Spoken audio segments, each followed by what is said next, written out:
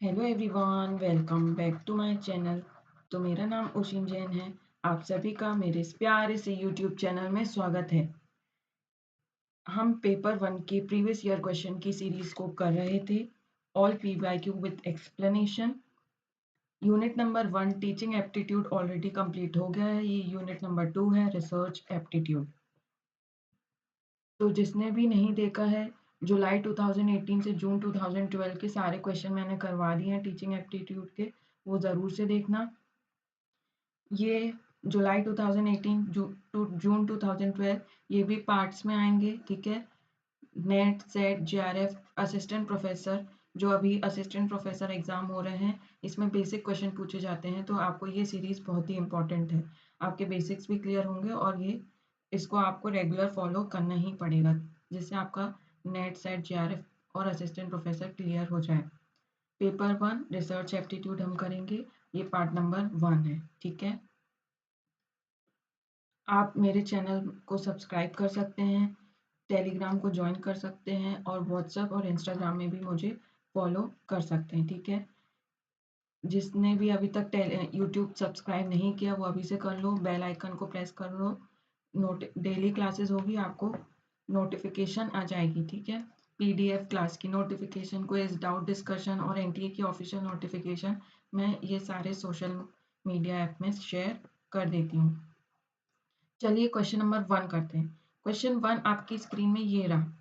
There are two sets given below. Set 1 specifies the types of research, while set 2 indicates their characteristics. ठीक है। Match the two and give your answer by selecting the appropriate code. तो types of research तो बहुत ही important है। सबसे पहले fundamental research, फिर second क्या आ जाएगा, अप्लाइड, थर्ड आ जाएगा एक्शन और फोर्थ आ जाएगा इवेल्युएशन। फंडामेंटल तो अपन को किससे करना है, developing an effective explanation through theory building, finding out the extent of perceived impact of intervention, ठीक है, improving an existing situation through use of intervention, exploring the possibility of theory for use in various situations, enriching technology resources. तो exploring the possibility of a theory for use in various situation, theory for use in various situation मतलब कि हम apply कर रहे हैं theory को किसी भी सिचुएशन में, तो ये तो अप्लाइड हो जाएगी। बी का 4, बी का 4, बी का 4, ठीक है। एक्शन रिसर्च क्या होगा, improving, improving an existing situation through use of intervention, तो एक्शन तो यही हो गया, सी का थर्ड, सी का थर्ड, सी का थर्ड, ठीक है। तो ऑप्शन 3 और 4 यहाँ से कैंसिल हो जाते हैं, हमको एलिमिनेशन से चलना है। ये ट्रिक आपको इस प्रीवियस ईयर क्वेश्चन से समझ में आएगा। अब क्या है, फंडामेंटल और इवैल्यूएशन। तो डेवलप करना an effective explanation through theory building, theory building क्या होगी, फंडामेंटल रिसर्च, ए का 2, ठीक है, ऑप्शन 1 यहाँ से आ जाएगा। और डी का इवेल्युएशन क्या है, finding out the extent of perceived impact of an intervention, find out कर रहे हैं हम, इवेल्युएट कर रहे हैं, ठीक है। तो राइट ऑप्शन क्या हो जाएगा, option number 1 is the right answer, ठीक है। देखो कीवर्ड से करना है, fundamental theory building, fundamental theory building, ठीक है। नेक्स्ट अप्लाइड, किसी भी सिचुएशन में आप कर रहे हो, उसको अप्लाई कर रहे हो, थ्योरी को वेरियस सिचुएशन में अप्लाई कर रहे हो, ठीक है। एक्शन में क्या करना है, एक्शन किससे आएगा, इम्प्रूविंग, इम्प्रूविंग, और इवेल्युएशन किससे आएगा, फाइंड आउट कर रहे हो आप, इवेल्युएट कर रहे हो। लास्ट में जैसे आपका टेस्ट का रिजल्ट आता है तो क्या होता है, वही उसी को हम इवेल्युएशन करते हैं, find out the extent of perceived impact of an intervention. चलिए नेक्स्ट क्वेश्चन, क्वेश्चन नंबर 2 आपकी स्क्रीन में ये रहा। विच of the sets of activities best indicates the cyclic nature of action research strategy, ठीक है। साइक्लिक नेचर क्या होता है, प्लान, एक्ट, ऑब्जर्व, रिफ्लेक्ट, ठीक है, PAOR, PAOR, राइट ऑप्शन है ऑप्शन नंबर 4। ठीक है, plan, act, observe, reflect, plan, act, observe, reflect. Action cyclic nature है और एक्शन रिसर्च है। मोस्ट रिपीटेड क्वेश्चन है ये, मोस्ट रिपीटेड, हर बार देखने को आ ही जाएगा, तो आपको याद रखना है PAOR, ये इसका प्रोसेस है। Next question, question number 3, which of the following sequences of research steps is nearer to scientific method? ठीक है, साइंटिफिक मेथड के आसपास कोई भी स्टेप्स इनमें से आपको बताना है, इन ऑप्शंस में से। First, suggesting solution of the problem, सबसे पहले आप सजेस्ट कर दोगे क्या? नहीं। Perceiving the problem situation, perceive होगा। Locating the actual problem and its definition, फिर हाइपोथेसिस। परसीव कर रहे हो कि अपने हिसाब से कि आपका क्या परसेप्शन है? नहीं। डिफाइन अ प्रॉब्लम, पहले आपने प्रॉब्लम को डिफाइन किया, फिर आइडेंटिफाई किया कि क्या कॉजेज हैं, ये प्रॉब्लम क्यों अराइज हो रही है। Defining a population, drawing a sample, collecting data, analysing result. तो राइट ऑप्शन क्या हो जाएगा? Option number 3। Identify the causal factor, causal factor तो नहीं, कॉज एंड इफेक्ट क्या होगा, फिर प्रॉब्लम डिसाइड करोगे, तो ये नहीं आएगा, फर्स्ट ये वाला तो नहीं आएगा। तो हमारा राइट आंसर क्या हो जाएगा? Option number 3 is the right answer. ठीक है, पहले डिफाइन किया प्रॉब्लम, फिर आइडेंटिफाई किया कि कॉज क्या है प्रॉब्लम का, फिर डिफाइन किया पॉपुलेशन, उसमें से सैंपल ड्रॉ किया, डेटा को कलेक्ट किया, फिर एनालाइज किया रिजल्ट। तो option 3 is the right answer, ये है प्रोसेस। ठीक है, आइडेंटिफाई द प्रॉब्लम, फिर रिव्यू लिटरेचर। ठीक है, सबसे पहले आपने कोई प्रॉब्लम डिसाइड की, आपने अपना सब्जेक्ट एरिया चूज किया, टॉपिक चूज किया, फिर उससे रिलेटेड आपने लिटरेचर को स्टडी किया, फिर सेट किया क्या रिसर्च के क्वेश्चन, ऑब्जेक्टिव और हाइपोथेसिस। ये रिसर्च प्रोसेस है, जब आप PhD करेंगे तो आपको ये स्टेप्स फॉलो करना पड़ेगा, अपनी थीसिस कंप्लीट करनी पड़ेगी इसके अकॉर्डिंग। ठीक है, choose the study design, design करोगे, एक ब्लूप्रिंट लोगे कि क्या क्या हो सकता है ना, जैसे अपन मैप ड्रॉ करते हैं या आउटलाइन ड्रॉ करते हैं वो। फिर deciding on the sample design, sample किस हिसाब से लोगे, प्रोबेबिलिटी होगी, नॉन प्रोबेबिलिटी होगी। Collecting data, processing and analysing data, process करोगे, ठीक है, सब फिर कलेक्ट करोगे। आपने आउटलाइन ड्रॉ कर ली, उससे फिर आपने सैंपल डिसाइड कर लिया, फिर डेटा को कलेक्ट किया उससे रिलेटेड। ठीक है, process and analysing data, data को एनालाइज किया, रिपोर्ट लिखी और फिर प्रेजेंट किया, फिर बिब्लियोग्राफी अटैच करी। ठीक है, तो ये सारा क्या है? रिसर्च प्रोसेस है। तो ये बेसिक आपको याद रखना ही पड़ेगा, हर टाइम ये क्वेश्चन पूछते हैं। चलिए next question, question number 4, the problem of research ethics, problem of research ethics is concerned with which aspect of research activities? Research ethics किसके रिलेटेड होता है? ठीक है, तो first, following the prescribed format of thesis, एक format में। Research ethics क्या होता है? एथिक्स क्या होता है? सबसे पहले राइट या रॉन्ग। ठीक है, आपने किसी का डेटा तो चोरी नहीं किया, किसी से कॉपी पेस्ट तो नहीं किया, उसको साइट किया कि नहीं किया, ये सब रिसर्च एथिक्स में आता है। तो किससे ज़्यादा कंसर्न है? फॉलोइंग द प्रिस्क्राइब्ड फॉर्मेट, एक फॉर्मेट है थीसिस का, उससे रिलेटेड है क्या एथिक्स? नहीं, वो तो सभी के पास फॉर्मेट जाता है कि पहले chapter 1, chapter 2, introduction, literature review, chapter 3, chapter 4, ऐसा सभी के पास जाता है, तो वो फॉर्मेट तो नहीं होगा। ठीक है, फिर डेटा एनालिसिस थ्रू क्वालिटेटिव और क्वांटिटेटिव टेक्निक, कि हम डेटा को एनालाइज कर रहे हैं, चाहे हम क्वालिटेटिव टेक्निक यूज कर रहे हैं या क्वांटिटेटिव टेक्निक यूज कर रहे हैं, तब वहाँ पे रिसर्च की डेटा की चोरी हो रही है क्या? नहीं। Defining the population of the research, कि हमने इतने 1000 लोग को चुना है, ठीक है, हमारी पॉपुलेशन 1000 है या 200 है या जितनी भी है। ठीक है, तो defining the population of research, तब हम डेटा रिसर्च एथिक्स को यूज कर रहे हैं? नहीं।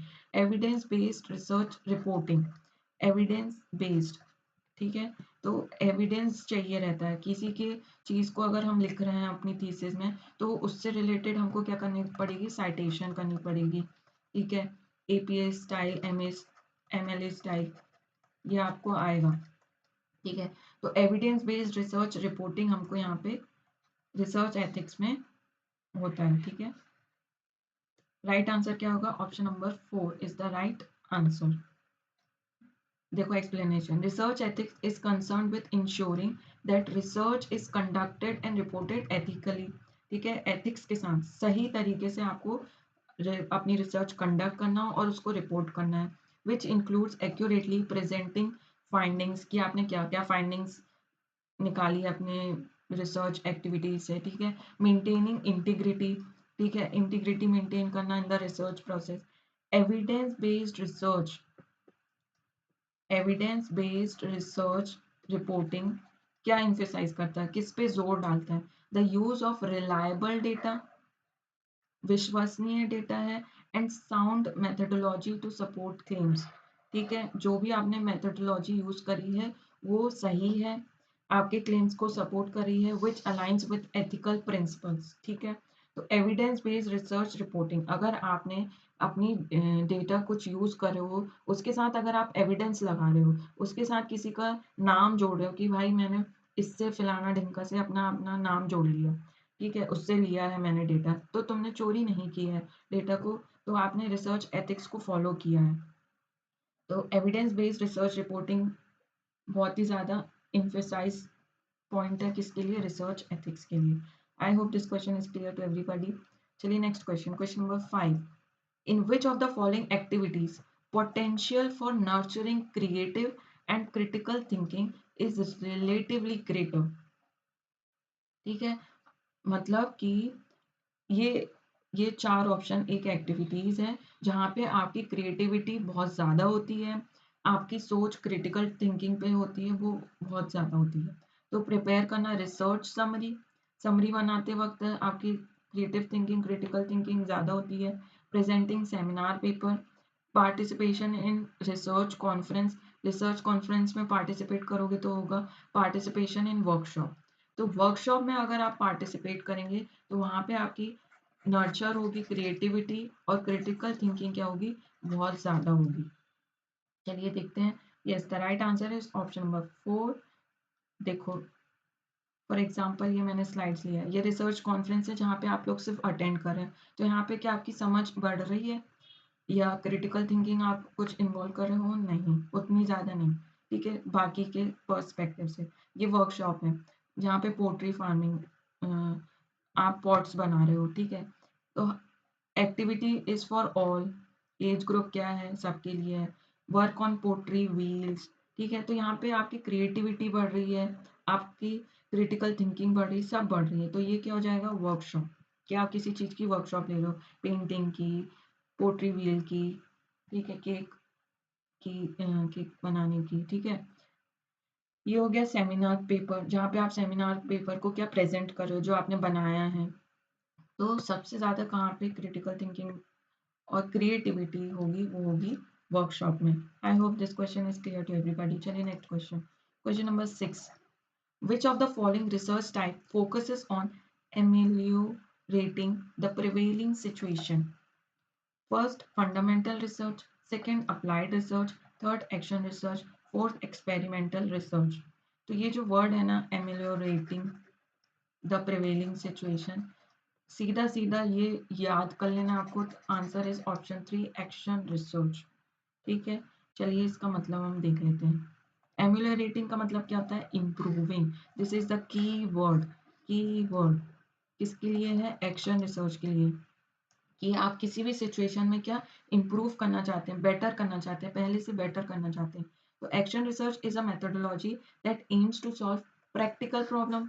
ठीक है, कोई भी प्रैक्टिकल प्रॉब्लम आपको सॉल्व करना है, उसे इम्प्रूव करना है within a specific context through a cyclical process, plan, act, observe and reflect। ये आ चुका है, ठीक है, तो इम्पोर्टेंट है। Next, applied research seeks to solve specific practical problem. Applied मतलब बड़ा है, उसमें आ जाएगा एक्शन। समझ में आया, ये भी स्पेसिफिक है, प्रैक्टिकल प्रॉब्लम को सॉल्व करता है by applying scientific knowledge to real world situation. यहाँ पे प्रैक्टिशनर होते हैं और यहाँ पे क्या होते हैं, एक्सपर्ट। प्रैक्टिशनर होते हैं और यहाँ पे क्या होते हैं, एक्सपर्ट्स। ठीक है, ये बड़ा है, ये छोटा है। Action research, applied research. Fundamental research also known as basic या pure research focuses on expanding knowledge and understanding without necessarily seeking immediate practical application. ये ज़रूरी नहीं है कि आप जल्दी से भाई प्रैक्टिकल एप्लीकेशन कर दो, नहीं। ये फ़ोकस क्या करता है, नॉलेज को बढ़ाना, उसको समझना। तो इसको क्या बेसिक और प्योर रिसर्च कहेंगे। एक्सपेरिमेंटल रिसर्च क्वांटिटेटिव होती है भाई, इन numbers, used to describe cause and effect relationship by manipulating variables under control condition. ठीक है, while both action research and applied research aims to improve situation, action research is particularly characterized by its iterative cycle. ठीक है, इसमें cycle होती है। आपने सुना है कभी कि अप्लाइड रिसर्च में साइकिल होती है, प्लान, एक्ट, ऑब्जर्व, रिफ्लेक्ट? नहीं, iterative cycle of improvement and the active involvement of practitioners in the process of change within their specific context. ठीक है, साइक्लिकल नेचर है कि आपको इम्प्रूव करते जाना है, तो आप प्लान करोगे, फिर एक्ट करोगे, फिर ऑब्जर्व करोगे, फिर रिफ्लेक्ट करोगे, तब भी नहीं हुआ, रिफ्लेक्ट करने के बाद फिर से आप प्लान करोगे, एक्ट और ऑब्जर्व, फिर रिफ्लेक्ट करोगे। तो ये साइक्लिकल नेचर है। जब तक आप इम्प्रूव नहीं कर देते हो उस सिचुएशन को, तो वो क्या हो जाएगी, एक्शन रिसर्च हो जाएगी।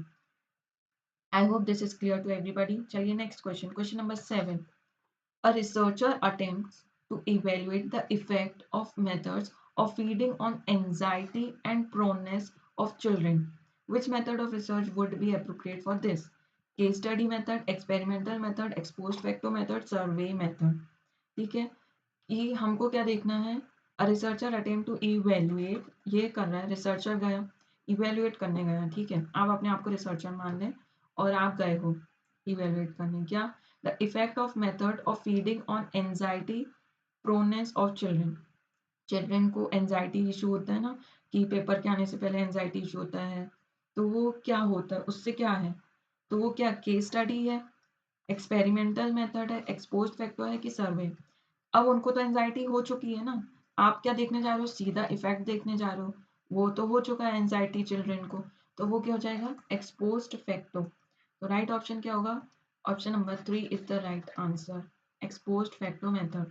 देखो, ex post facto method, this means after the fact. ये जो नोट्स है ना बिल्कुल क्रक्स है, आपको यही से ये आएगा।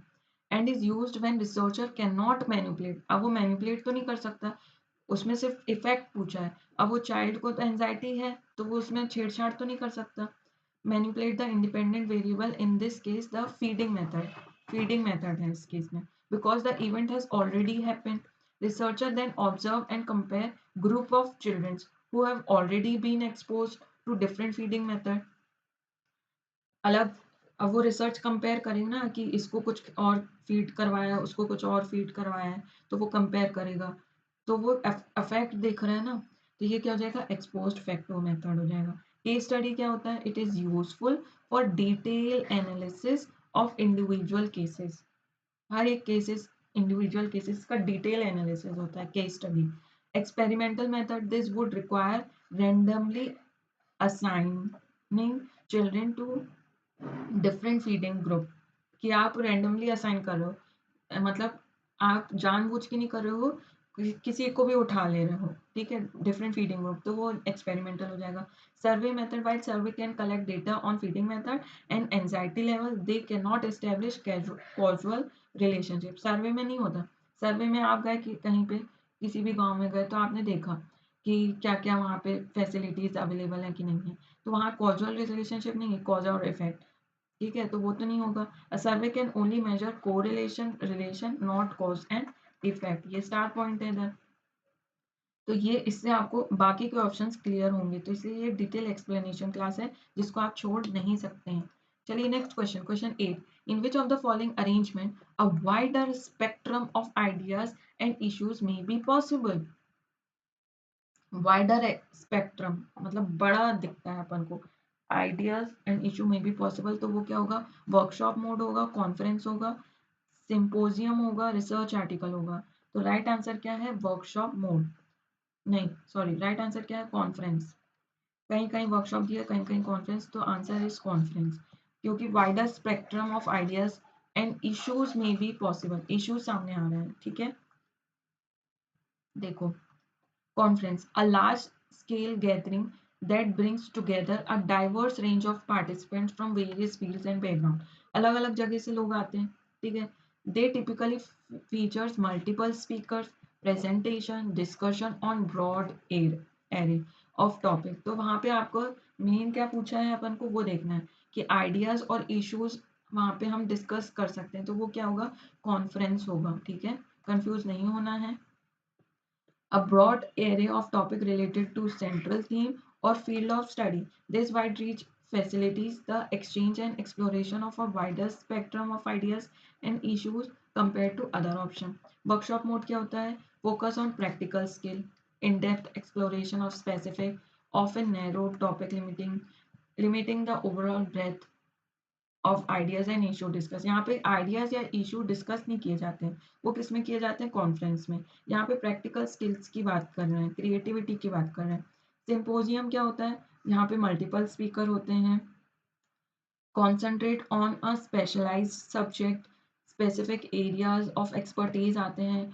Offering depth rather than breadth, ठीक है, गहराई ना कि चौड़ाई. चलिए नेक्स्ट क्या है, research article. Research article by it's nature, article मतलब एक छोटा सा जैसे यही है वो लिखना. deeply into single specific research question or issue is not designed to offer a broad range of ideas and issue. तो राइट ऑप्शन क्या हो जाएगा, conference is the right answer. चलिए next question, question number 9. In finalizing a thesis writing format, which of the following would form part of supplementary pages? Supplementary pages में क्या होगा, thesis आपने लिख ली, ठीक है. फिर एक्स्ट्रा पेजेस में क्या होगा, list of tables and figures, table of content, conclusion of the study, bibliography या अपेंडिक्स. लास्ट में क्या होता है बच्चे लोग, the right answer is option number 4, bibliography and अपेंडाइसिस.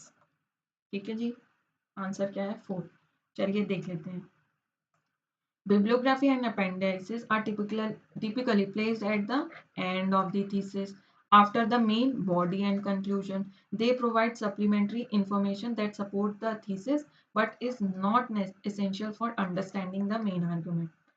कि थीसिस को सपोर्ट करेगी, भाई मैंने यहाँ से इस सोर्स से लिया, उस सोर्स से लिया, वहां से लिया, कि अगले को अगर पढ़ेगा तो समझ में आएगा कि हाँ भाई पढ़ा है बंदे ने. अब bibliography list all sources cited or consulted during the research, allowing reader to explore the research further. ठीक है, फर्दर रिसर्च करने में हेल्प होगी, bibliography देखेगा.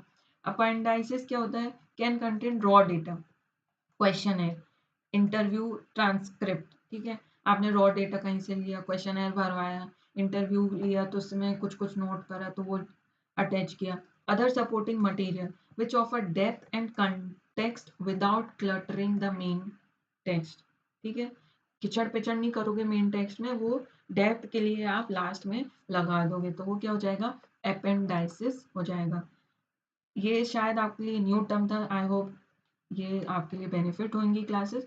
तो आप इसे ज़रूर से देखें और सब्सक्राइब ज़रूर से करें चैनल, दोस्तों के साथ भी शेयर करना. ठीक है, next, list of tables and figure. These are usually included in the preliminary pages. ठीक है, प्रिलिमिनरी मतलब पहले, और एंड में क्या है, बिब्लियोग्राफी. प्रिलिमिनरी मतलब फर्स्ट में क्या है, list of tables and figure, कि अब टेबल्स आएंगी, अब फिगर्स आएंगे आपकी थीसिस में. Before the main text to help navigate the visual and data within the thesis. कोई भी पढ़ेगा सिर्फ टेबल देखनी तो वो उसी पेज में पहुंचे. टेबल ऑफ कंटेंट, ये भी प्रिलिमिनरी पेज में आएगा, फर्स्ट में आएगा. ठीक है, providing an overview of the thesis, chapter 1, chapter 2, chapter 3, ऐसे. Structure and guiding the reader through different sections and chapters. Conclusion of the study. This forms part of the main body. ये तो main body का part ही है thesis का. Summarizing the research findings, उसके implication. Typically ना final chapter में आपको conclusion देखने को मिलेगा. ठीक है, I hope this explanation is clear to everybody. देखो ये होता है, मैंने आपके लिए लाया. फर्स्ट क्या है, टाइटल पेज, फिर प्रेफरेंस, एक्नॉलेजमेंट, फिर abstract, table of content. Table of content में सब आ जाएगा, chapter 1, chapter 2, chapter 3 and so on. फिर list of figures and table, ये आया ना, तो ये क्या है, प्रिलिमिनरी है. लिस्ट ऑफ एब्रीविएशन, ग्लॉसरी, तो ये प्रिलिमिनरी फेज में आएगा.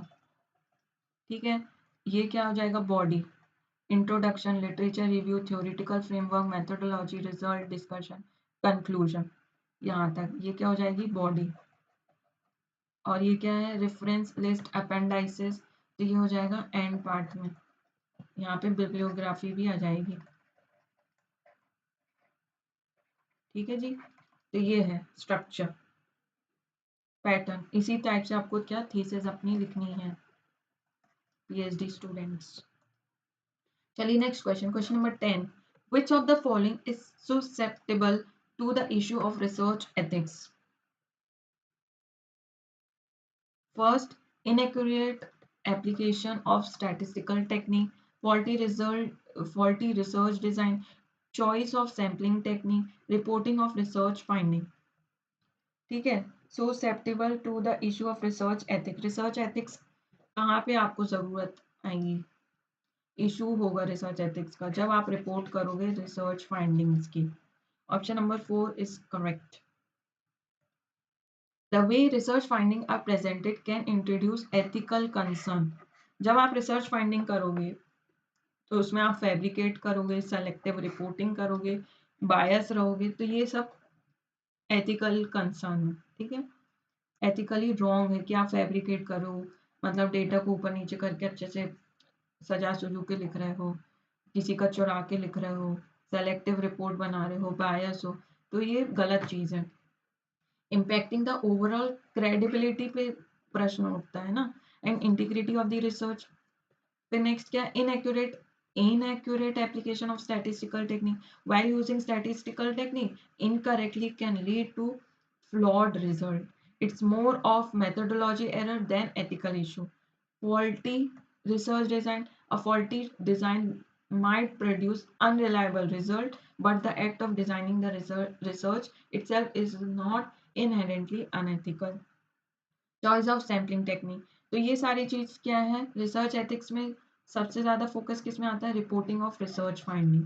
ठीक है, आप स्टैटिस्टिकल टेक्निक अलग यूज कर रहे हो, फॉल्टी यूज कर रहे हो, तो वहां पे तो नहीं, फॉल्टी रिसर्च डिजाइन बना रहे हो तो वहां तो डेटा की चोरी नहीं हो रही है। ठीक है, choice of sampling technique, selecting inappropriate sampling technique, sampling method can introduce bias, but this is a methodological flaw है, ना कि रिसर्च एथिक्स है, एथिकल वायोलेशन नहीं है। Rather than ethical violation it is a methodological flaw. I hope this question is clear to everybody. चलिए next question, question number 11, the principal of a school conducts an interview session of a teachers and student with a view to explore the possibility of their enhanced participation in school programs. This endeavor may be related to which type of research? ठीक है, school की principal आई ऐसी खड़ूस, खड़ूस नहीं रहती, अच्छी रहती है। ठीक है, प्रिंसिपल आई, उन्होंने इंटरव्यू सेशन लिया भाई टीचर्स और स्टूडेंट्स का। क्या देखना चाह रही थी, ये देखना चाह रही थी कि कितना स्कूल प्रोग्राम में सब लोग पार्टिसिपेट कर रहे हैं कि नहीं कर रहे हैं। This endeavour may be related to which type of research, तो इवेल्युएशन रिसर्च होगा, फंडामेंटल रिसर्च होगा, एक्शन रिसर्च होगा कि अप्लाइड रिसर्च होगा। तो यहाँ पे अगर आपको दिख रहा है keyword to explore enhanced participation, ठीक है, तो ये सीधा सीधा इंडिकेशन किस में जा रहा है, एक्शन रिसर्च। एक्शन रिसर्च में एक्शन लीजिए भाई तुरंत कि इन लोग पार्टिसिपेट कर रहे हैं कि नहीं कर रहे हैं। देखो इसका explanation, action research focus on finding solution to immediate problem, practical problem and making improvement within specific context. इस सिनेरियो में principal is seeking to enhance participation in school programs by interviewing teacher and student, implying a desire to improve the current situation, कि भैया current situation improve हो सके through a systematic inquiry. तो ये क्या हो जाएगा, एक्शन रिसर्च हो जाएगा।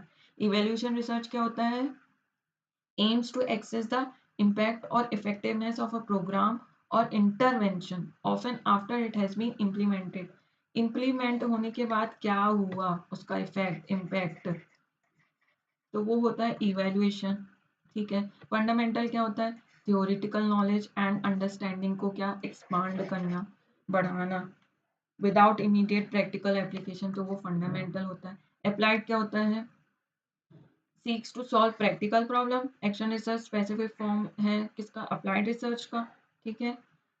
Focus on immediate localized problem solving through cyclical process, plan, act, observe, reflect। Action research क्या है, लोकलाइज्ड प्रॉब्लम होती है जो प्रोसेस को फॉलो करता है, प्लान, एक्ट, ऑब्जर्व, रिफ्लेक्ट। ये मैंने तीसरी बार बताया आपको, ठीक है। आई होप ये क्लियर है सभी को। ये देखो ये चौथा क्वेश्चन है, इतना आसान। क्या है इसका आंसर, जल्दी टाइप करो। In doing action research, what is the usual sequence of a step? Plan, act, observe, and reflect. Answer is 2 in 10 seconds. ठीक है, प्लान, एक्ट, ऑब्जर्व, रिफ्लेक्ट। चलिए next question, question number 13। Which sequence of research steps is logical in list given below. Steps फिर से repeat question, आप ही के सामने repeat question.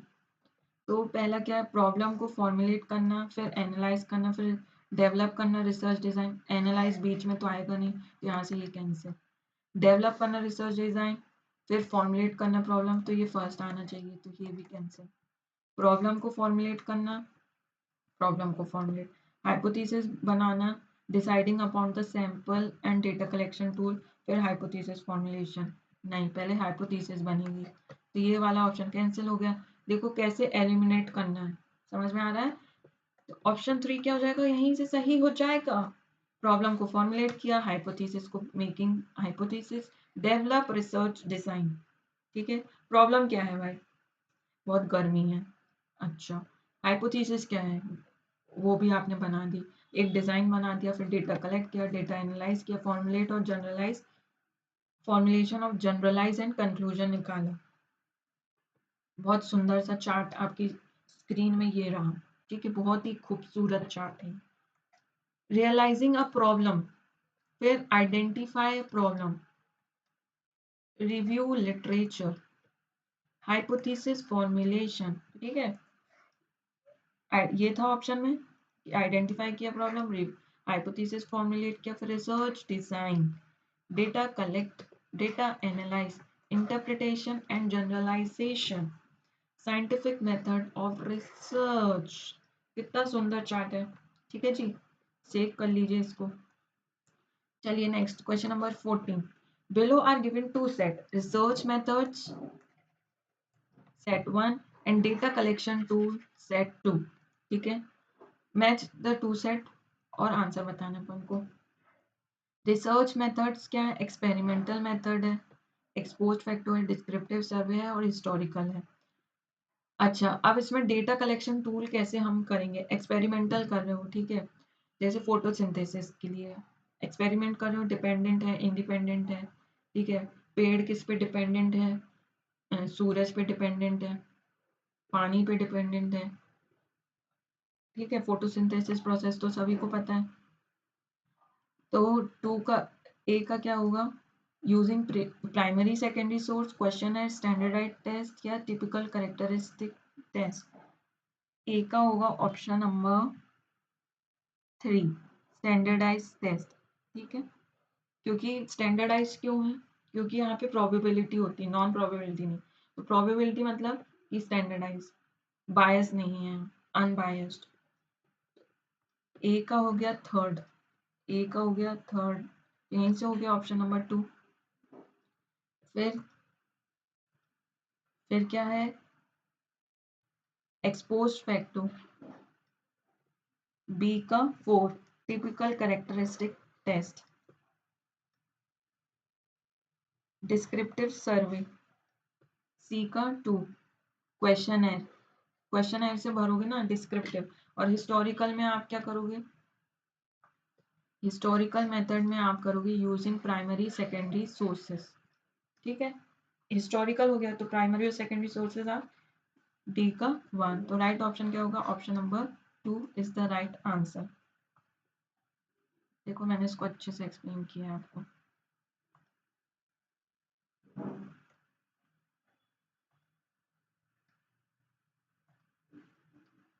Experimental method aims to establish cause and effect relationship. Experimental cause and effect relationship होगा, manipulate करेंगे हम variable को, controlled condition होगा। फॉर एग्जांपल हम फोटोसिंथेसिस का लिया है, ठीक है, पेड़ को रख दिया खिड़की में, ठीक है, वहां से सूरज की रोशनी आ रही है, पानी आप डाल रहे हैं उसमें, ठीक है, और फिर देख रहे हैं पेड़ कितनी जल्दी ग्रो कर रहा है। तो आप देख रहे हैं ना कॉज और इफेक्ट रिलेशनशिप। अगर इसको पेड़ को हमने अंदर रख दिया तो वो मुरझा जाएगा। मैनिपुलेट कर रहे हो ना, कंट्रोल कंडीशन में रख रहे हो, तो ये क्या हो जाएगा, एक्सपेरिमेंटल मेथड। स्टैंडर्डाइज टेस्ट क्या होता है, are suitable tool to measure the effects of intervention, कि आप उसमें दखल अंदाजी कर रहे हैं इन अ कंट्रोल मैनर, कि पहले मैंने पेड़ को वहीं पे खिड़की में रखा था, फिर उसको अंदर रख दिया, ठीक है, कंट्रोल कर रहे हैं, तो ये क्या हो जाएगा, एक्सपेरिमेंटल मेथड। अब नेक्स्ट क्या होता है, ex post facto method. Investigate relationship between variables where the independent variable has already occurred. Independent variable हो चुका है भाई, ठीक है, स्टूडेंट को एंजाइटी हो चुकी है and can not be manipulated, उसको हम मैनिपुलेट नहीं कर सकते हैं। फॉर एग्जांपल एक रोड एक्सीडेंट हुआ, ठीक है, बाइक चला रहा था एक बंदा और उसका एक्सीडेंट हो गया। अब वो एक्सीडेंट हो चुका है, तब आप जाके फोटो खींच रहे हैं, उससे पूछ रहे हैं कहाँ लगी कहाँ नहीं लगी, तो वो ऑलरेडी अकर हो चुका है। It often involve studying pre existing characteristics. भाई इसने ऐसे गाड़ी चलाई थी, इसने सिग्नल नहीं देखा, इसने किसी को ठोक दिया, ठीक है। टिपिकल कैरेक्टरिस्टिक्स होता है इसमें, क्या होता है, would be use to access the pre existing trends और outcome related to the past event, कि पास्ट में ये कैसे चला रहा था, इसने हेलमेट नहीं पहना होगा, इसने सिग्नल नहीं देखा होगा, इसने स्पीड में चलाई होगी, तो पास्ट इवेंट को कैलकुलेट करना क्या हो जाएगा, एक टिपिकल कैरेक्टरिस्टिक्स हो जाएगा। Exposed factor is related to typical characteristic test. I hope this is clear to everybody. अब आ जाते हैं क्या, डिस्क्रिप्टिव में, ठीक है, डिस्क्रिप्टिव सर्वे मेथड, जहाँ पे हम डिस्क्राइब करो as it as, describe the characteristics of a population और फिनोमिना। किसी भी पॉपुलेशन या फिनोमिना को आप डिस्क्राइब करो जो कि हो चुका है, जो कि सही है, ठीक है। एक ये रिसर्च भी होती है कि आप सिर्फ डिस्क्राइब करो, तो उससे क्या करोगे, क्वेश्चनर सर्वे, क्वेश्चनर भराओगे। Are a primary tool for, questionnaire क्या होता है, प्राइमरी टूल होता है for collecting data from a large sample to describe attitude, opinion, behavior within that population. उसी population में आप उसको क्या describe कर रहे हो, ठीक है, क्या attitude है, क्या opinion है, behavior है। अब आ जाते हैं historical method। historical method क्या होता है, involves systematically examining past event और condition। past में जो event हो चुकी है उसको एक system में रखना, historical event हो चुकी है, जैसे भगवत गीता, महाभारत, गांधी जयंती में जो फ्रीडम फाइटिंग हुई है, जो भी फ्रीडम फाइटिंग हुई है वो सब, ठीक है, वो हो चुकी है पास्ट इवेंट में, तो उसको एक क्या अच्छे से कंडीशन में रखना उसको event systematically. This method rely heavily on existing records और अकाउंट। रिकॉर्ड है तो अच्छे से मेंटेन हो सकता है। Making use of primary and secondary source, the most appropriate data collection tool यहाँ पे यूज होगा। तो फिर से देख लेते हैं अपन। एक्सपेरिमेंटल क्या होगा, स्टैंडर्डाइज टेस्ट, एक्सपोज फैक्टो, याद रखना एक्सपेरिमेंटल स्टैंडर्डाइज टेस्ट, इसका फोटोसिंथेसिस का दिया था मैंने example. Ex post facto typical characteristic test, जो किसका एग्जांपल दिया था, road accident. Descriptive survey, questionnaire भरवा रहे हैं, किसी भी चीज को डिस्क्राइब कर रहे हैं। Historical method, use primary secondary source, important question है। चलिए next question, question number 15। The issue of research ethics कितनी बार आ चुका है, ये 4-5 बार आ चुका है, ठीक है। May be considered pertinent at which stage of research, तो at the stage of problem formulate करना, at the stage of defining population of research, population में तो नहीं आएगा, प्रॉब्लम फॉर्मुलेशन में भी रिसर्च एथिक नहीं आएगा, तो at the stage of data collection and interpretation, eight the stage of reporting and, तो इसके जो ऑप्शन है ना वो दो करेक्ट हो सकते हैं, एक ए और एक ई, ठीक है। ये थोड़ा सा डाउटफुल क्वेश्चन है, आप इसमें कमेंट कर सकते हैं कि क्या होना चाहिए आंसर। तो ऑप्शन 4 दिया है, eight the stage of reporting the findings, ठीक है। चलिए next question, question number 16। In a qualitative research paradigm which of the following features may be considered as critical? Data collection with standardized research tools, sampling design with probability sampling technique, data collection with bottom-up empirical evidence, data gathering to take with top down systematic evidence. अब क्या पूछा है इसमें ये देखना है। Qualitative research paradigm, qualitative, quantitative नहीं, क्या क्वालिटेटिव, दोनों में अंतर होता है। देखो क्वालिटेटिव बोला है, डेटा कलेक्शन विद स्टैंडर्डाइज, अब भी ये इसकी बात करी थी स्टैंडर्डाइज टूल, तो ये क्या था, एक्सपेरिमेंटल था। एक्सपेरिमेंटल से आपको याद हो जाना चाहिए ये क्या है, क्वांटिटेटिव है। वेरी गुड, ऐसे कलेक्ट करना है, ठीक है, प्रीवियस ईयर क्वेश्चन से। जैसे वो क्वेश्चन इसमें कैसे एप्लीकेबल होगा, ऐसे होगा, तो ये क्या होगा, क्वांटिटेटिव, तो ये नहीं आएगा। Sampling design with probability, experimental में क्या होता है, प्रोबेबिलिटी होती है। अब प्रोबेबिलिटी होती तो वो क्या हो जाएगा, क्वांटिटेटिव, वेरी गुड, तो ये भी क्या हो जाएगा, नहीं आएगा, क्वालिटेटिव पूछा है। Data collection with bottom up, data collection with top down, अब टॉप डाउन अप्रोच और बॉटम अप अप्रोच, तो बॉटम अप अप्रोच क्या होता है, क्वालिटेटिव, जो कि क्या होता है, इंडक्टिव, और ये क्या हो जाएगा, डिडक्टिव। इंडक्टिव बोले तो क्वालिटेटिव और डिडक्टिव बोले तो क्वांटिटेटिव, ठीक है, थ्योरी से आ रहे हैं, तो ये गलत हो जाएगा, right option, option number C, ऐसे कनेक्ट करना है। तो राइट ऑप्शन क्या हो जाएगा, option C is the right answer. देखो इसका बहुत सुंदर सा चार्ट लाइन है। क्वालिटेटिव रिसर्च पैराडाइम, ठीक है, फोकस किस पे करता है, फोकस करता है कॉन्टेक्चुअल में, सब्जेक्टिव और एक्सप्लोरेटरी। और क्वालिटेटिव किस पे फोकस करता है, नॉन प्रोबेबिलिटी सैम्पलिंग, जो कि पर्पसिव है और स्नोबॉल है। इसका अप्रोच क्या होगा, बॉटम अप अप्रोच होगा, इंपेरिकल एविडेंस लाना पड़ेगा। बहुत अच्छा चार्ट है ये, ठीक है। फिर फ्लेक्सिबल नॉन स्टैंडर्डाइज टूल जैसे इंटरव्यू, एफजीडी, एफजीडी मतलब फोकस ग्रुप डिस्कशन एक्सेट्रा। दोनों क्या, inductive reasoning themes emerge from data, inductive आ गया भाई, ठीक है। नॉन स्टैंडर्डाइज टूल, वहां पे क्या था, क्वांटिटेटिव स्टैंडर्डाइज टूल था, ये क्या नॉन स्टैंडर्डाइज टूल है, जैसे इंटरव्यू हो गए, फोकस ग्रुप डिस्कशन हो गए।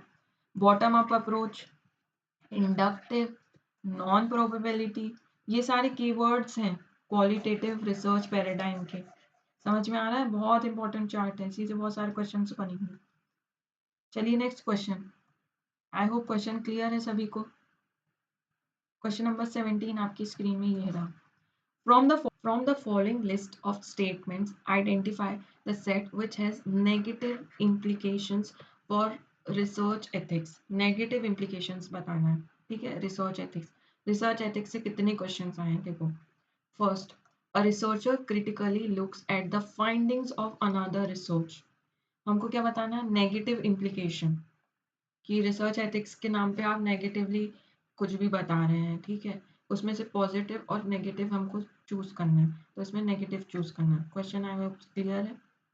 तो research critically looks at the findings of another research, किसी भी दूसरे की रिसर्च, अगर रिसर्चर जैसे आप लोग रिसर्चर हो, ठीक है, किसी की भी दूसरे की थीसिस या रिसर्चेस आप देख रहे हो, तो उसको आप एज एट एज कर ले रहे हो कि उसको क्रिटिकली देख रहे हो, ठीक है, उसमें से आप क्रिटिकली उसको देख रहे हो, ना कि एज इट इज कॉपी कर रहे हो, तो ये क्या होगा, पॉजिटिव पॉइंट होगा, ठीक है, पॉजिटिव इम्प्लीकेशन कर रहे हो आप रिसर्च एथिक्स का, ठीक है, तो ये तो नहीं आएगा, मैं नेगेटिव पूछा है, ये नहीं आएगा।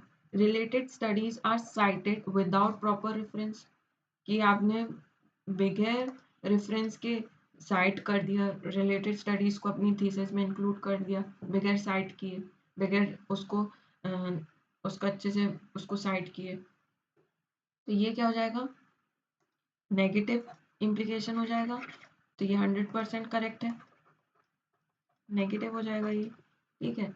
नेक्स्ट, ऑप्शन 2 सही जा रहा है, ऑप्शन 2, ऑप्शन 2, ऑप्शन 2, ऑप्शन 1 नहीं आएगा, नहीं आएगा, तो 2 तो सही है, 4 भी सही है, 4 देख लेते हैं।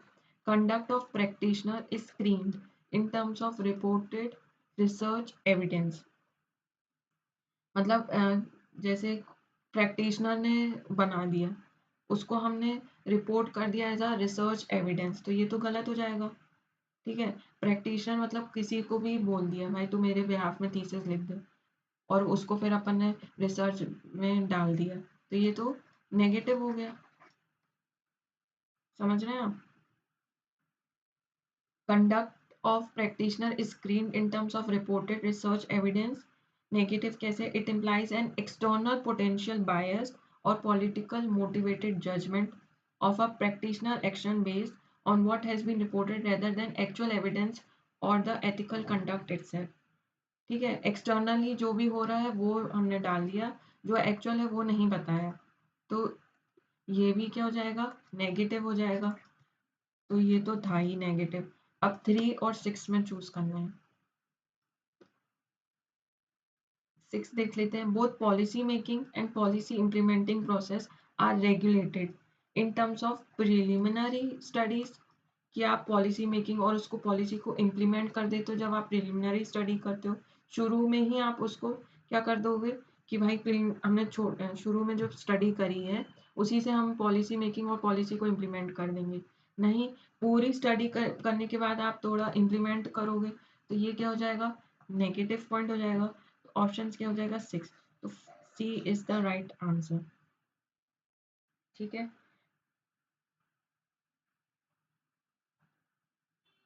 ये both policy making and policy implementing process are regulated in terms of preliminary studies because it could potentially leads to policy being based on incomplete unreliable data if the preliminary studies are not conducted ethically, thereby undermining the overall decision making process। अगर preliminary study अच्छे से नहीं हुई है और उसी पे base पे आप कर रहे हैं तो ये तो गलत हो जाएगा। बाकी के पॉजिटिव पॉइंट्स हैं। Research findings are made the basis for policy making. Research finding किस पे बेस्ड है? पॉलिसी मेकिंग में। हाँ जी, ये पॉजिटिव पॉइंट है। Research study is replicated with a view to verify the evidence from other research. Research study क्या replicate हो रही है, दिख रही है अपन को with a view to verify the evidence from other research. कैसे रेप्लिकेट हो रही है? कि जब आपने एविडेंस लगा दिया, ठीक है, कि मैंने इससे लिया है, मैंने उससे लिया है और उसको साइटेशन दे दी है उसको, तो वो रेप्लिकेट कैसे लग कर रहे हैं कि आपने एविडेंस लगा चुका है इसलिए रेप्लिकेट कर रहे हैं। तो ये तो पॉजिटिव पॉइंट हो गया, ये भी पॉजिटिव। और ये फर्स्ट, थर्ड और फिफ्थ क्या हो जाएगा? Positive point. ये पॉजिटिव और ये नेगेटिव, ये अनएथिकल होगा, ये एथिकल होगा। ठीक है, research critically looks at the finding of another research, की आप क्रिटिकली देख रहे हैं। हाँ जी, research findings are made on the basis for policy making. Finding किस पे बेस है? पॉलिसी मेकिंग में। हाँ जी, a research study is replicated with a view of verify the evidence from other research, कि आप एविडेंस से रेप्लिकेट कर रहे हैं। हाँ, नेगेटिव पॉइंट्स क्या हो जाएंगे? Related studies are cited without proper reference, भाई अनएथिकल है, तो यही पूछा था हमसे। Conduct of practitioner is screen in terms of reported research evidence. ठीक है, प्रैक्टिशनर ने करा है तो हमने उसको रिसर्च एविडेंस के नाम पे स्क्रीन कर दिया, तो ये तो गलत हो जाएगा। Policy making, policy implementing regulated in terms of preliminary studies, नहीं हो सकता है प्रिलिमिनरी अनएथिकल हो तो पॉलिसी उसके आधार पे नहीं बनानी चाहिए, तो ये सारे क्या नेगेटिव पॉइंट है। चलिए क्वेश्चन नंबर 18 आपकी स्क्रीन में ये रहा। In a research on the effect of child rearing practices on stress proneness of children is competing school project. ठीक है, ये आपको एक सिचुएशन बेस्ड क्वेश्चन है। ये the hypothesis formulated in that child rearing practices do influence stress proneness. ठीक है, देखो एक रिसर्च हुई ऑन द इफेक्ट, देखा जा रहा है क्या? Effect of child rearing practices on stress proneness of children in completing the school project। तो hypothesis क्या बनाई? child rear practices to do influence stress proneness। At the data analysis stage, a null hypothesis is advanced to find out the tenability of research hypothesis on the basis of evidence available। The null hypothesis is rejected at 0.01 level of significance। What decision may be warranted in respect of research hypothesis। Simple, इतना ज्यादा इन्होंने दे दिया, कोई मतलब का नहीं है। अपन से क्या पूछा है कि नल हाइपोथेसिस रिजेक्ट कर दी गई है। तो अल्टरनेटिव हाइपोथेसिस क्या हो गई, रिसर्च हाइपोथेसिस क्या हो जाएगी, बताइए। रिसर्च हाइपोथेसिस एक्सेप्ट हो जाएगी, उसका opposite, simple question. null hypothesis is rejected, research hypothesis is accepted। Right option क्या हो जाएगा, ऑप्शन नंबर बी। देखो रिसर्च हाइपोथेसिस क्या बनाई थी, child rearing practices influences stress पोनेंस।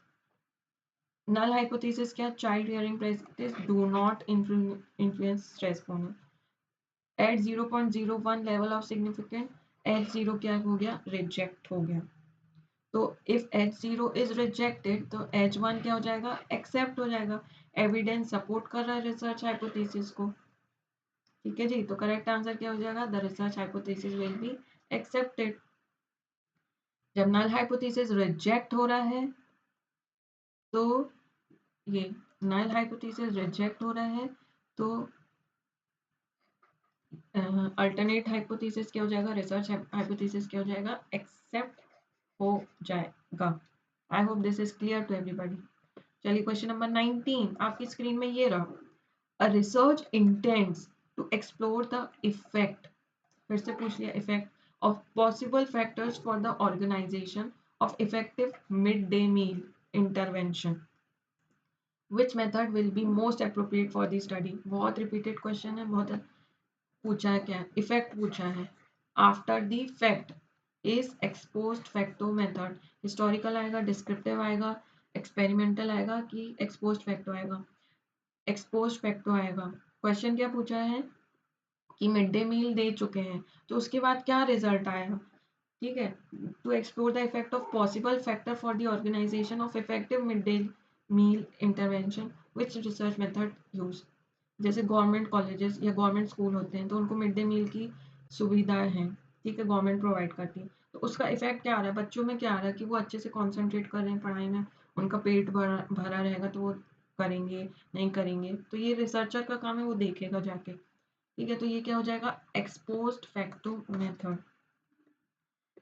देखो हिस्टोरिकल मेथड स्टडी क्या करता है, पास्ट रिकॉर्ड इवेंट्स को स्टडी करता है, तो यहाँ पे सूटेबल नहीं है भाई। डिस्क्रिप्टिव सर्वे क्या होता है, डिस्क्राइब करंट स्टेटस, जैसे how many children eat meals, उनके ओपिनियन, उनके कवरेज, जो एज इट एज जो डेटा अवेलेबल है उसको वैसे ही डिस्क्राइब कर रहे हो आप। ठीक है, करंट सिचुएशन को डिस्क्राइब करो कि भाई कितने बच्चे हैं स्कूल में, उनने कितनी मील ली, उनका क्या ओपिनियन है, ये सब। But it does not explore cause और इफेक्ट, तो बता ही नहीं, इफेक्ट तो बता ही नहीं, सिर्फ यही पूछा कितने बच्चे हैं, टोटल नंबर ऑफ चिल्ड्रन 20 है सपोज एक क्लास में, उनने कितनी मील्स ली। ठीक है, तो उसमें कौन सा रिलेशन थोड़ी ना है। Experimental method requires manipulation control of a variable, example providing different meal minus menus to groups. ठीक है, आप मैनिपुलेट कर रहे हो अलग अलग ग्रुप्स, जैसे सेक्शंस होते हैं क्लास में। ठीक है, अलग अलग क्लास को आप अलग अलग मील्स प्रोवाइड कर रहे हो, उनको मेन्यू प्रोवाइड कर रहे हो, तो not possible here due to ethical और प्रैक्टिकल लिमिटेशन, तो यहाँ पे पॉसिबल नहीं है। ठीक है, क्या पॉसिबल नहीं है, इफेक्ट नहीं देख रहे हो आप, यहाँ पे सिर्फ मैनिपुलेट कर रहे हो, उसको मैनिपुलेट कर रहे हो ना, तो फिर एक्सपोज फैक्टर मैनिपुलेट नहीं करता वेरिएबल को। ठीक है जी, ये डिफरेंस है। Expose factor method study the effect of variable after they have occurred without manipulation, without manipulation keyword है भाई, याद रखना इसको, विदाउट मैनिपुलेशन, इसमें मैनिपुलेशन होता है, इसमें नहीं होता। This is correct because the researcher is analyzing possible factor influencing the effectiveness of midday meal from existing situation. तो ये एक फैक्टर हो सकता है जो इन्फ्लुएंस करेगा मिड डे मील को, तो ये क्या हो जाएगा, एक्सपोज्ड फैक्ट हो जाएगा कि आप आफ्टर द फैक्ट आप इफेक्ट देखना चाह रहे हो कि मिड डे मील का इफेक्ट क्या हुआ बच्चों में। I hope this question is clear to everybody. चलो next question, question number 20। Which of the following is an initial mandatory requirement for pursuing research? अगर आप रिसर्च करना चाह रहे हैं तो मैंडेटरी रिक्वायरमेंट क्या है, डेवलप कर रहे हो रिसर्च डिजाइन, फॉर्मुलेट कर रहे हो रिसर्च क्वेश्चन, डिसाइड कर रहे हो about the data analysis procedure, या फॉर्मुलेट कर रहे हो रिसर्च हाइपोथेसिस। तो इनिशियल रिक्वायरमेंट क्या है, जब आप रिसर्च में जाएंगे सबसे पहले आपके पास क्या होना चाहिए, क्वेश्चन होना चाहिए। ठीक है, formulate a research question, right option क्या होगा, ऑप्शन नंबर बी। तो देखो, develop a research design, research design ये है, ठीक है। 1, formulate research question, realizing a problem, identifying problem, तो यहीं पे क्या आ जाएगा, क्वेश्चन आ जाएगा, ठीक है। Deciding about data analysis procedure, data analysis यहाँ है, थर्ड ऑप्शन ये, ठीक है। फॉर्मुलेटिंग रिसर्च हाइपोथेसिस, ये फोर्थ। तो इनिशियल क्या पूछा है, ये पूछा है, तो राइट ऑप्शन यहाँ पे होगा ना। तो राइट ऑप्शन क्या होगा, फॉर्मुलेटिंग रिसर्च क्वेश्चन। बहुत अच्छा चार्ट है ये, ठीक है, याद हो जाना चाहिए आप लोग को।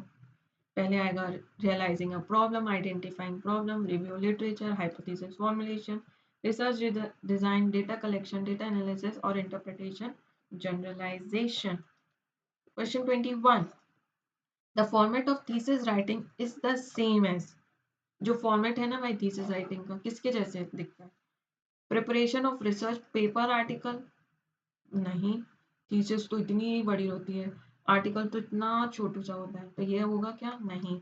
राइटिंग अ सेमिनार प्रेजेंटेशन, ये भी नहीं होगा। रिसर्च डिसर्टेशन होगा कि प्रेजेंटिंग अ वर्कशॉप या कॉन्फ्रेंस पेपर, कॉन्फ्रेंस पेपर भी नहीं होगा। राइट ऑप्शन क्या होगा, option number C is the right answer.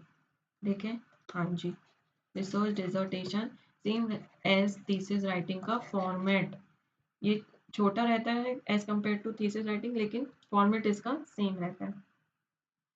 देखो, रिसर्च पेपर आर्टिकल शॉर्टर होता है, मोर कंसाइज होता है, does not follow the full thesis structure, इसमें introduction, review, methodology, analysis, finding, conclusion भले ही डिटेल में हो, ठीक है। सेमिनार प्रेजेंटेशन ओरल होता है, प्रेजेंटेशन फॉर्मेट में होता है, नॉट सेम एज थीसिस, ठीक है। Research dissertation, yes, a thesis is essentially a dissertation, both follow the same structure, chapters रहता है, reference रहता है, appendices होता है। appendices क्या होते हैं, कमेंट्स में बताना, मैंने शुरू में क्वेश्चंस में बताया, ठीक है। Workshop, conference paper, like an article, ये वर्कशॉप या कॉन्फ्रेंस पेपर आर्टिकल के जैसे रहता है, डिटेल नहीं रहता है। करेक्ट आंसर क्या है, रिसर्च डिसर्टेशन।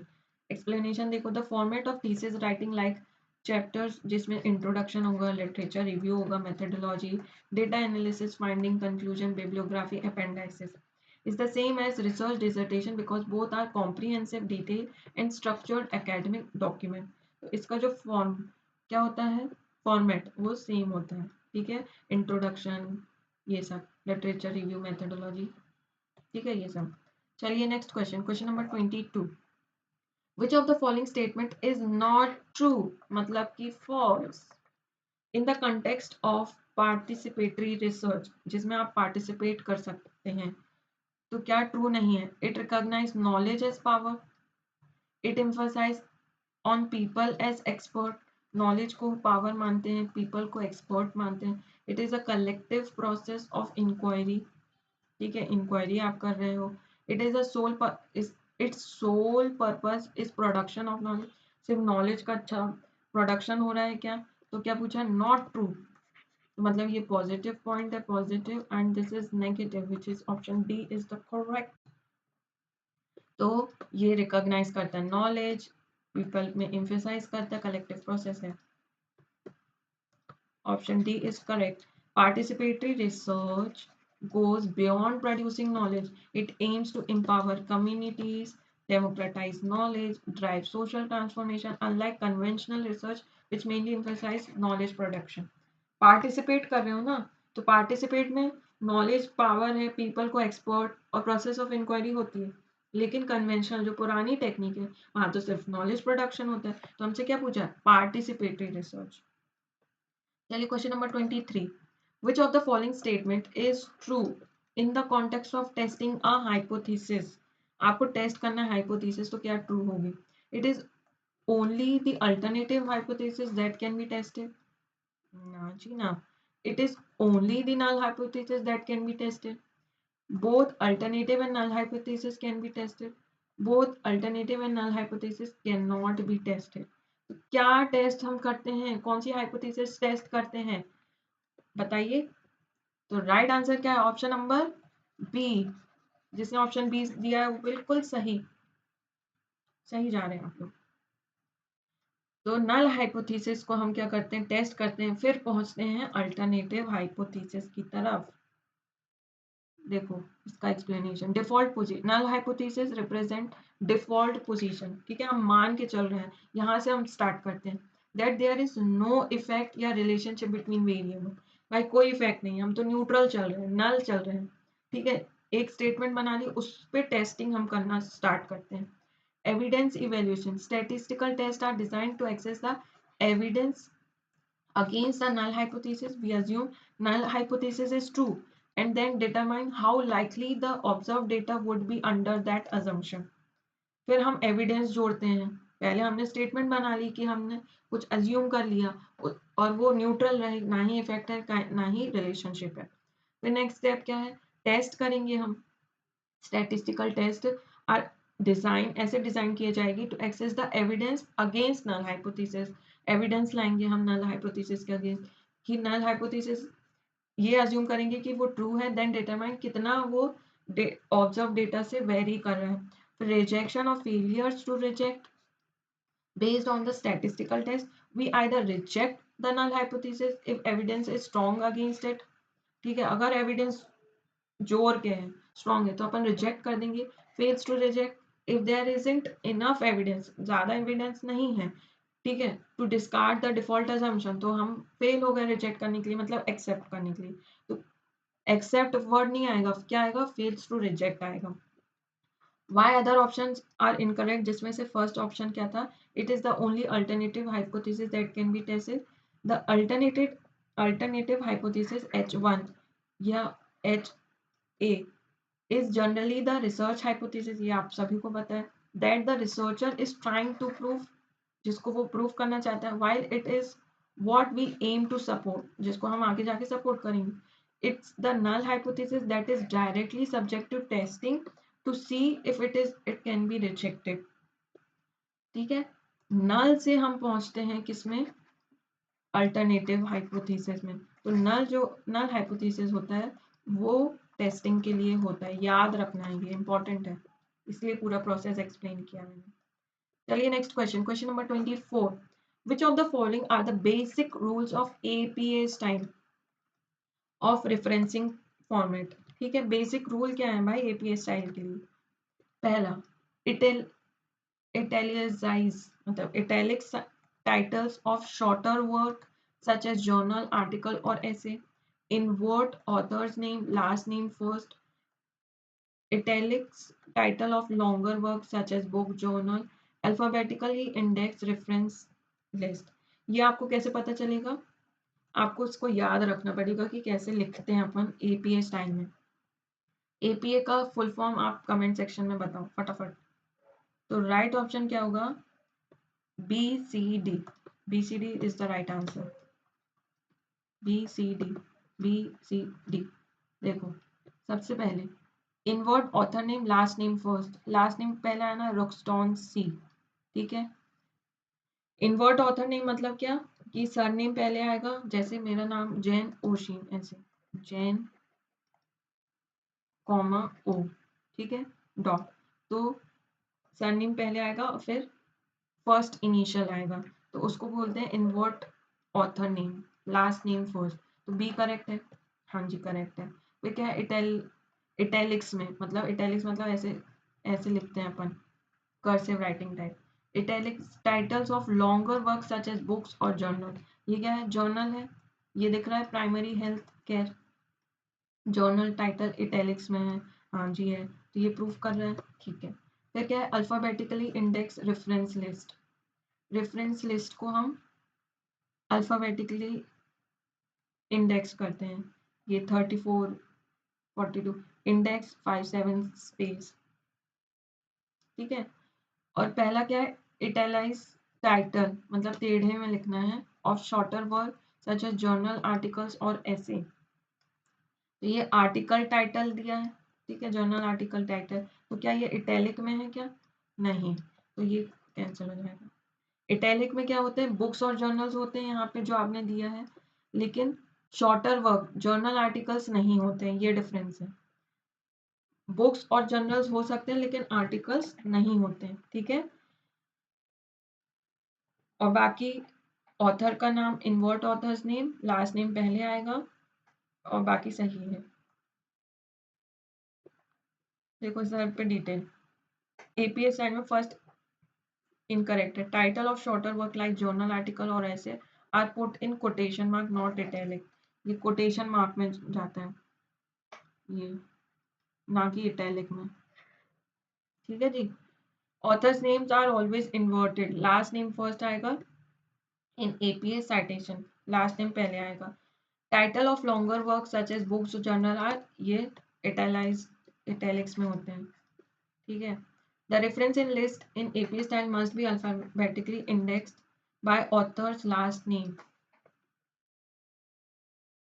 अल्फाबेटिकली इंडेक्स्ड होते हैं ऑथर्स का, मतलब कि ABCD के रूप में लास्ट नेम पहले आएगा, जैसे रक्सटॉन है। ठीक है जी। चलो next question, question number 25। Which of the following are the characteristics of seminar, seminar के क्या कैरेक्टरिस्टिक्स हैं? Option A, it is a form of academic instruction, it involves questioning, discussion, debates, it involves larger group of individuals, it needs involvement of skilled person। तो A option correct, B option correct, D option correct, C नहीं आएगा। Small भी हो सकता है, large भी हो सकता है। It involve large group of individual, नहीं। तो ऑप्शन क्या होगा? A B D, option 4 is correct. A seminar is a form of academic instruction that involves active participation through questioning, discussion, debate, active participation होता है इसमें seminar में। Often requires the involvement of skilled individual, skilled person होते हैं to facilitate the process। ठीक है। तो यहाँ पे लार्ज ग्रुप ऑफ इंडिविजुअल नहीं आएगा, स्मॉल भी हो सकता है। चलिए question number 26। A researcher is interested in studying the prospects of a particular political party in an urban area. What tool should he prefer for the study? एक researcher है, ठीक है, और वो कुछ स्टडी कर रहे हैं पॉलिटिकल पार्टी और अर्बन एरिया। क्या है? Urban area. तो, तो वो क्या होगा? रेटिंग स्केल होगा, इंटरव्यू होगा, क्वेश्चनएयर होगा कि शेड्यूल होगा? तो वो होगा क्वेश्चनएयर। क्वेश्चनएयर और शेड्यूल में एक अंतर है जो कि हर बार भूल जाते हैं कुछ बच्चे, तो उसको याद रखना। देखो यहाँ पे मैंने पिक्चर लाया। क्वेश्चन और इंटरव्यू शेड्यूल में क्या अंतर है? Mode of use self administered होता है, रिसर्चर एडमिनिस्टर्ड होता है। शेड्यूल क्या होता है? रिसर्चर एडमिनिस्टर्ड, रिसर्चर ही भर देता है। ये अर्बन के लिए होता है, ये रूरल के लिए होता है, गांव वगैरह के लिए। ठीक है। वहां पे क्या होते हैं? पढ़े लिखे नहीं होते हैं, इलिटरेट रहते हैं। तो यहाँ पे रिसर्चर को आगे होकर उसको भरना पड़ता है। यहाँ पे लिटरेट होते हैं तो वो खुद ही भर लेते हैं, सेल्फ एडमिनिस्टर। यहाँ क्या होता है? Researcher administer. इंटरेक्शन क्या होता है?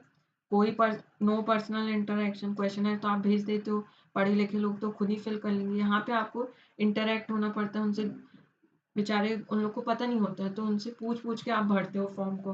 Requires interaction. Flexibility, fixed question होते हैं, can be flexible and adaptive. Flexible हो सकते हैं क्योंकि आप खुद जा रहे हैं, यहाँ पे फिक्स्ड क्वेश्चन रहते हैं, यहाँ पे चेंज कर सकते हैं।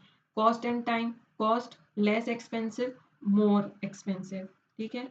और टाइम फास्टर होता है, जल्दी आपको मिल जाएंगे, यहाँ पे टाइम कंज्यूमिंग होता है। मोस्ट इंपॉर्टेंट है, ठीक है, मोस्ट रिपीटेड। तो researcher is interested in studying the prospect of a particular party in urban area, तो वो क्या हो जाएगा? क्वेश्चन एयर हो जाएगा। शेड्यूल नहीं हो जाएगा, शेड्यूल इससे मैंने एक्सप्लेन कर दिया आपको। अब रेटिंग स्केल और इंटरव्यू क्या होता है? Rating scale is a type of question जो कि पार्ट है किसका? क्वेश्चन एयर का पार्ट है रेटिंग स्केल, बट इजंट ये कंप्लीट टूल नहीं है। ठीक है।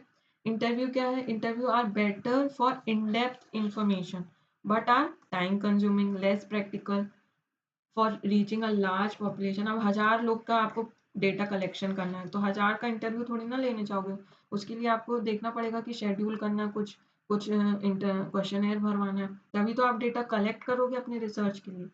अ schedule involves researcher physically present हो वहाँ, filling out a form with answer obtained from the respondent, which is time intensive and limit the sample size. तो ये देखो, ये पिक्चर क्या है, rating scale, strongly agree, strongly agree, neither agree, not disagree, disagree, strongly disagree. Product is easy to navigate, agree. Product has the feature I need to do my job effectively, yes, agree. ठीक है, not neither agree और not dish, ऐसे भरते हैं ना, तो ये कौन भरता है, जो पढ़ सकता है, इसको पढ़ लेते हैं ना, तो वो अर्बन ही लोग पढ़ सकते हैं। तो ये होता है रेटिंग स्किल, जो क्वेश्चन में इंक्लूड होते हैं, अलग से ये टूल नहीं है। आई hope this question is clear, बहुत इंपॉर्टेंट है इसलिए एक्सप्लेनेशन जरूरी, अब भूलेंगे नहीं आप। चलिए next question, question 27, ethical norms in research do not involve guidelines for thesis format, copyright, patenting policy, data sharing policy. Ethical norms कहाँ पे इन्वॉल्व होता है, in research, do not involve पूछा है, तो थीसिस फॉर्मेट में क्या एथिकल नॉर्म्स इन्वॉल्व होता है क्या, नहीं होता, तो राइट ऑप्शन क्या हो गया, ऑप्शन ए। एथिकल नॉर्म्स कहाँ इन्वॉल्व होता है, कॉपीराइट में, पेटेंट में, डेटा शेयरिंग पॉलिसी में, यहाँ पे एथिक्स की जरूरत है रिसर्च में, ठीक है जी। तो राइट ऑप्शन क्या होगा, ऑप्शन ए। इसका एक्सप्लेनेशन देख लेते हैं अपन। Thesis format. Ethical norms in research focus on ensuring the integrity and fairness of research. कितने integrity और fairness से आप research present करें. Thesis format is primarily a stylist and structural guideline set by institution rather than ethical consideration. ये शुरू में भी question आया है कि एक फॉर्मेट है जो सबको रेगुलेट, सबको सर्कुलेट करते हो आप, ठीक है, तो उसमें एथिक्स की तो नीड नहीं है। बाकी copyright, ethical norms address proper attribution and avoidance of plagiarism. Plagiarism मतलब कॉपी पेस्ट कर रहे हो आप किसी का भी, बगैर बगैर उसको साइटेशन करके उसको साइट नहीं कर रहे हो, which are crucially aspect of copyright. Patent policy क्या होता है, ethical norms guide researcher in disclosing and managing intellectual property which is relevant to patenting, ठीक है, आईपी, उसको आप मैनेज और डिस्क्लोज कर रहे हो, वो भी एथिकल में आएगा। Data sharing policy, ethical research requires transparency and open access to data, making data sharing policy a key ethical concern. Transparent होना चाहिए, ओपन एक्सेस होना चाहिए, और उसको आपको साइट भी करना चाहिए, रेफरेंस भी देना चाहिए उसका, ठीक है। तो राइट ऑप्शन क्या होगा, थीसिस फॉर्मेट में कोई एथिकल नॉर्म्स नहीं होते, फॉर्मेट सबके पास होता है। Question 28, consider the argument given below. Pre-employment testing of a teacher is quite fair because doctors, architects, and engineers who are now employed had to face such testing. What type of argument is deductive है, analogical है, psychological है कि biological है, ठीक है। तो ये logical reasoning का क्वेश्चन आ गया है, तो कोई बात नहीं। Pre employment testing of a teacher is quite fair, fair है, ठीक है, बिकॉज कि हम जैसे मतलब टीचर्स आए हैं, तो टीचर जब आता है तो उसकी हम इंटरव्यू लेते हैं, उससे बोलते हैं कि पढ़ा के बता, तो प्री एम्प्लॉयमेंट टेस्ट कर रहे हैं हम उसको, तो वो बिल्कुल सेम है डॉक्टर्स, आर्किटेक्ट और इंजीनियर की तरह, who are now employed and had to face such testing. तो ये क्या हो गया, एनोलॉजिकल। एनोलॉगी में क्या होता है, हम सेम सिनेरियो देखते हैं दोनों के बीच में, जो बिल्कुल अनरिलेटेड फील्ड है, जैसे teacher, architect, engineer, doctor, unrelated है, लेकिन उसको दोनों टेस्टिंग हो रही है, तो वो क्या रिलेट कर रहे हैं। Option B is correct. देखो इसका explanation, an analogical argument compares to similar situation to suggest that if something is true और for one it is likely to true for the other. In this case, the argument compares the pre-employment testing of teacher to testing required doctors, architect or engineer. I hope this is clear to everybody. Chalo next question. Question 29. Last question of this class. A definition that has meaning that is deliberately assigned to some symbol is called deliberately. जानबूझकर आप assign कर रहे हैं to some symbol को क्या meaning, तो वो क्या होगा, लेक्सिकल होगा, प्रिसाइजिंग होगा, स्टिपुलेटेड होगा कि परसुएसिव होगा, कि आप जानबूझकर किसी सिंबल को मीनिंग बता रहे हैं कि इसका मीनिंग ये होगा, ये होगा, तो वो क्या होगा, ऑप्शन सी, स्टिपुलेटिव। लेक्सिकल क्या होता है, डिक्शनरी मीनिंग, डिक्शनरी, ठीक है। प्रिसाइज मतलब प्रिसाइज करो, छोटा कर रहे हो उसको, टू द पॉइंट करो। स्टिपुलेटिव मतलब आप उसकी मीनिंग नहीं है तब भी जानबूझ के दे रहे हो। परसुएट कर रहे हो किसी को, इन्फ्लुएंस कर रहे हो। तो राइट ऑप्शन क्या होगा? Option C is the right answer. देखो इसके explanation. Stipulative types of definition, यहाँ इसको आप नोट कर सकते हो, ठीक है। It is created to assign a specific meaning to a term for the first time. जो न्यूली टर्म आया है उसको एक स्पेसिफिक मीनिंग दे देना, ठीक है। They are neither true nor false but rather arbitrary assignment of a meaning, मतलब temporary होती है असाइनमेंट। लेक्सिकल क्या होती है? It aims to explain how a term is used within a particular language. एक पर्टिकुलर लैंग्वेज में ये term कैसे यूज। डेफिनेशन मतलब जैसे आप पहले डिक्शनरी चलती थी, अब अभी तो गूगल कर रहे हैं अपन, ठीक है। तो उसमें कैटेगरी कर दी है कि ये स्टिपुलेटिव है, ये लेक्सिकल है, ये प्रिसाइजिंग है, ये थ्योरेटिकल है, ठीक है। एक वर्ड को हमने ऐसे डिस्क्राइब कर दिया कि इसकी ऐसी डेफिनेशन होगी। अब प्रिसाइजिंग क्या होता है? They are use to eliminate ambiguity, ठीक है, क्लियर अनक्लियर चीज को हटा देना। They are often used in legal, academic और टेक्निकल कॉन्टेक्स्ट में ये प्रिसाइजिंग यूज होता है। Theoretical, they are connected to specific scientific philosophical theory, theory से रिलेटेड है। स्पेसिफिक साइंटिफिक जैसे साइंटिफिक हो गया, फिलोसफिकल हो गया। They help in explaining the underline concept and framework of a theory, theory को एक्सप्लेन करने के लिए। समझ में आया? स्टिपुलेटिव क्या होता है? जो फर्स्ट टाइम है ऐसी टेम्परेरीली असाइन कर दिया स्पेसिफिक मीनिंग को। लेक्सिकल डिक्शनरी मीनिंग होता है, पर्टिकुलर लैंग्वेज के लिए यूज किया जाता है। प्रिसाइजिंग अनक्लियर चीज को हटा देना, और ये किसके लिए यूज होता है? लीगल, एकेडमिक, टेक्निकल में। थ्योरेटिकल स्पेसिफिक साइंटिफिक, मतलब साइंटिफिक फिलोसफिकल थ्योरीज में कॉन्सेप्ट और फ्रेमवर्क के लिए इसको यूज किया जाता है। तो राइट ऑप्शन क्या होगा? स्टिपुलेटिव। डेलिबरेटली असाइन कर रहे हो आप सम सिंबल को, कुछ मीनिंग दे रहे हो, ठीक है। तो ये रहा आपका होमवर्क क्वेश्चन, इसकी स्क्रीनशॉट ले लो। इसका होमवर्क आपको जरूर से कमेंट में भी बताना है, ठीक है। 1 मिनट लगेगा। Which of the following statement regarding the meaning of research are correct. तो इसका जरूर अब भी बताइए कि क्या है इसका राइट आंसर। कैसा लगा मेरा ये इनिशिएटिव, कमेंट में ज़रूर बताइए। मैं आपको डिटेल में एक्सप्लेनेशन करी हूँ, उसके बारे में बताइए कि आपको कैसा पसंद आ रहा है, नहीं आ रहा है। पसंद तो आ ही रहा होगा, आप दूसरों अपने फ्रेंड्स के साथ शेयर कर सकते हैं।